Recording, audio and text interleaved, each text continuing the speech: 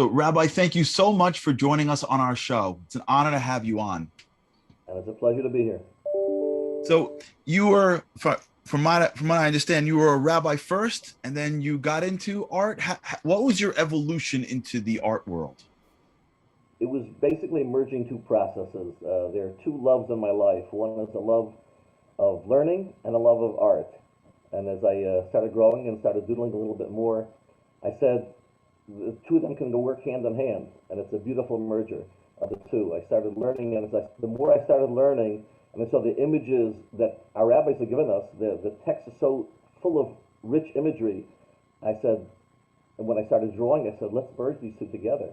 And it's a magnificent union of the two of them together. So I have smicha, but the more I started learning and the deeper I started getting involved in the artwork, I said, wow, this is phenomenal. And I'm looking for the beauty and the meaning in Judaism, and this has been, for me, it's been a tremendous gift.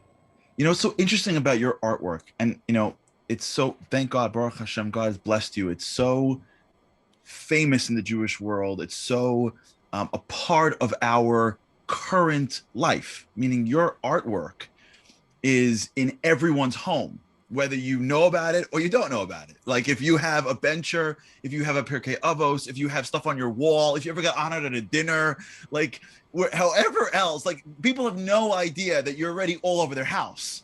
And I'm sure of it. It's been very humbling, but it's certainly very much appreciated. And it's not me, it's a gift from upstairs, for sure. And it's so wonderful. And what I think is so unique about your artwork, and I'm sure this is part of it, I want to hear your thoughts, because I've been looking at it, I mean, my whole life that I can remember, is what you do is it's almost as if you are taking words, actual words, and you're not only drawing inspiration from them, it's almost as if like you're exploding them, if you will, into our imagination. And I'll give you just a few examples that I love to hear your thoughts on it, because it's so powerful. There are different artworks that come into my head. One is you have this beautiful painting where Ha'olam Hazeh Domer Leprusdor, right? The world is related to like a hallway, right? And you have this beautiful painting where you have the words on the screen, so to speak, on the canvas, and then you build an entire artwork around it. Was that deliberate? Do you look at these verses, do you look at these psukim, and then try to bring it out on paper on purpose? What's your process for how you do this? It's interesting that people have asked me, like, what are the tools of your trade? And it's, of course I work with gouache and watercolor and airbrush and all pen and ink. I start with the books. I start with the volumes of the Talmud and the Midrash and the commentaries. That's really the vision that I'm looking to bring out. And it's something that when you see the beauty of what our rabbis have given us in terms of the content, the imagery, the parables, it's phenomenal. And then I say, like, wow, let's harness this. And that's probably one of the most signature pieces of my collection.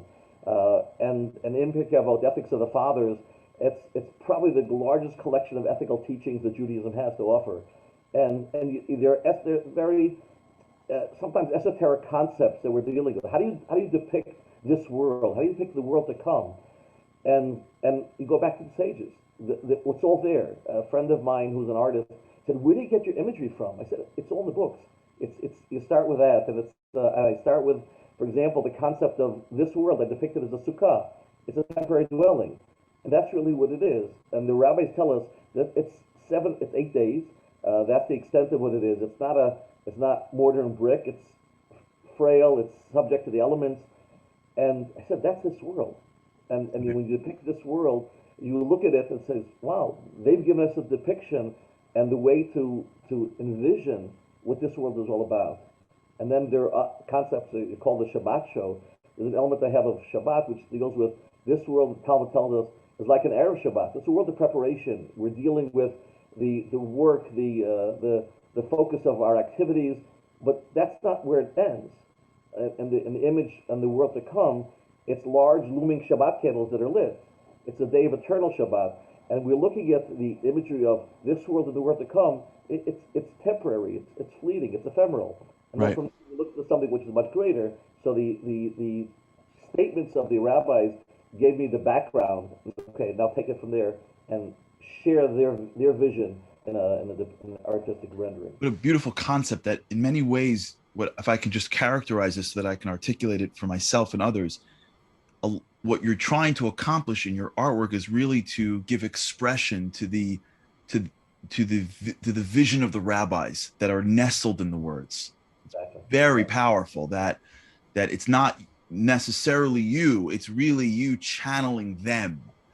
And I think in many ways that's probably why people are so connected to it, because you feel them on the page also.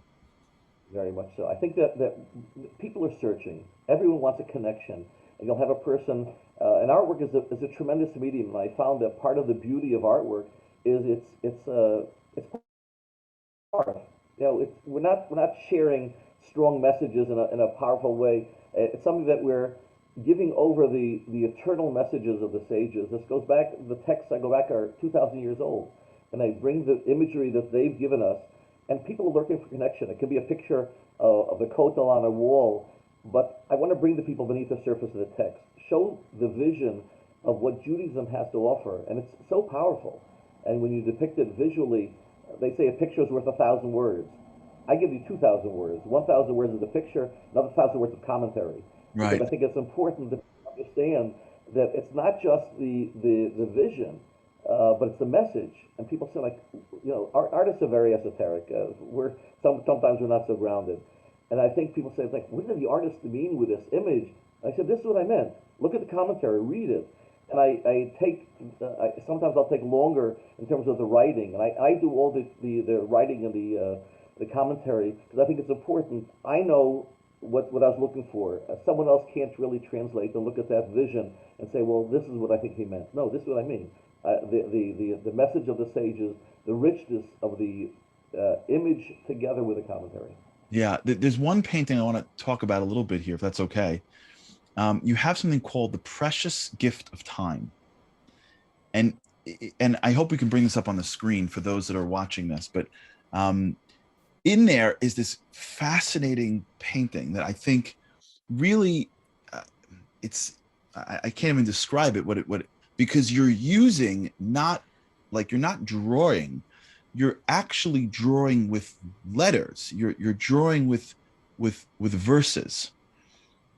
Is that something that you find to be a very powerful use of the art, which is even the what would be regular drawing really is words. Right. It's a very ancient art form. It's called micrography, micrographics, and you're taking the letters form the picture. And there are different images I've done with. Obviously, having it on screen would be helpful. I sent them the images, but I think it's something that you can check it out. The precious gift of time carries the life cycle of man. The rabbis gave us the different way stations of a person's life. At 5, we've been studying the scripture. At 10 for the Mishnah, and you walk them through the different stages of his life till 120. And I paint the image as a clock, and I use the lettering of the different way stations of a person's life. There's a time to be born, a time to die. The different messages from Kohelet, Ecclesiastes, that gives us an understanding of it's powerful because you're seeing it visually, and together with that, if you read the commentary, there's a message, and a very profound message, and it's something which the rabbis have given us of taking the different letters and using them to form both the image and the picture as well.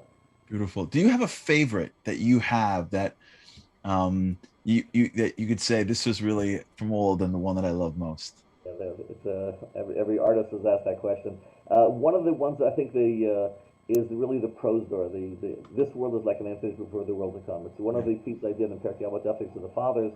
I think it captures so richly the imagery together with the messages, and there's such a profound message. You know, we're dealing with life. It's this world and the world to come. These are big topics in Judaism, and Yeah. we'll go with it about what a person's all about. Our what's our life all about, and how do we look at it?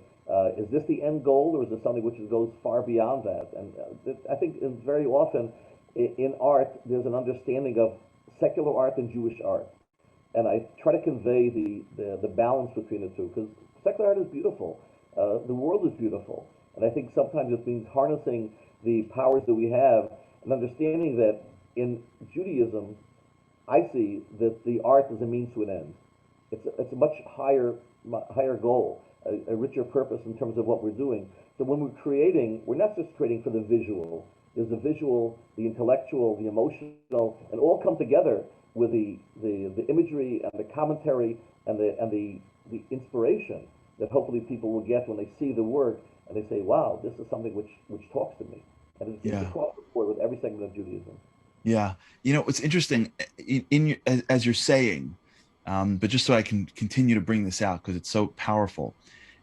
The words that we have in our Torah is itself art, is itself valuable. It's not, and you make use of that. Um, and there's one or two things that struck me because I've only seen it. I've seen this. It's countless. How many times I've seen these paintings, and one of the things that you do so beautifully is that you take prayers, you keep them in their entirety, and then you beautify them. It's not just a verse that brings something out. It's almost as if you're saying the prayer is fine the way it is. It's beautiful the way it is. I'm just going to like fix the edges and put something in it so that when you see it, you're connected deeper. And in my mind, I'm thinking of three different art pieces. I'm thinking of Eishes Chayil. You have this Eishes Chayil that is in, like I said, in all of our benchers. It's on our walls. It's a mainstay. And as I'm thinking about it, the reason why it's so beautiful is that you didn't change Eishes Chayil. You didn't take one line. It's as if you said, no, stay saying Eishes Chayil. This is a beautiful thing into itself. Just when you look at it, I want it to be a little bit prettier. So let me put this beautiful flower and let me highlight. And is that, do you like go to like a prayer and say, wait, this is gorgeous, let me just make this pretty? What's the process for picking the ones and how does that work?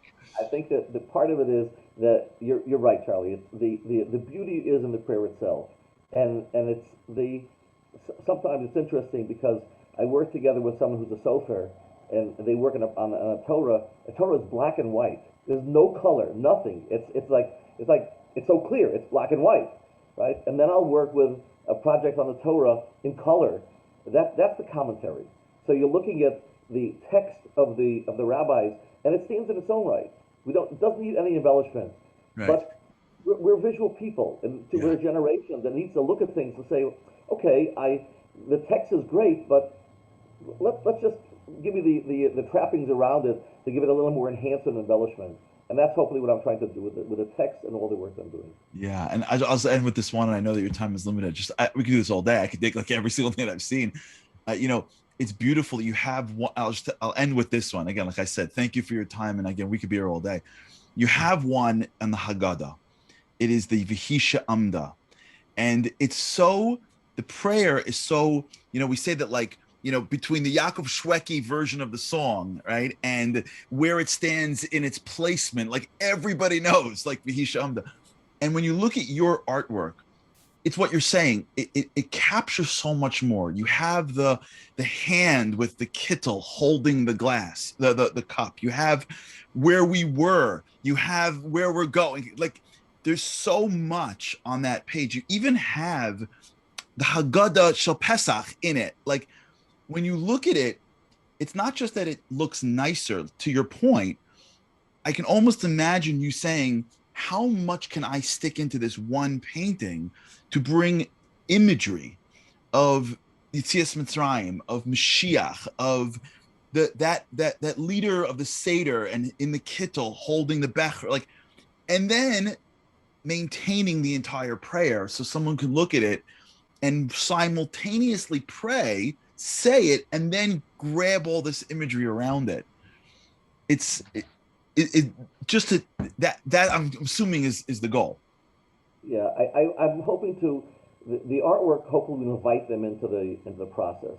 And in Judaism, there's so much. It's so rich. It's so many different dimensions, and sometimes people don't understand it.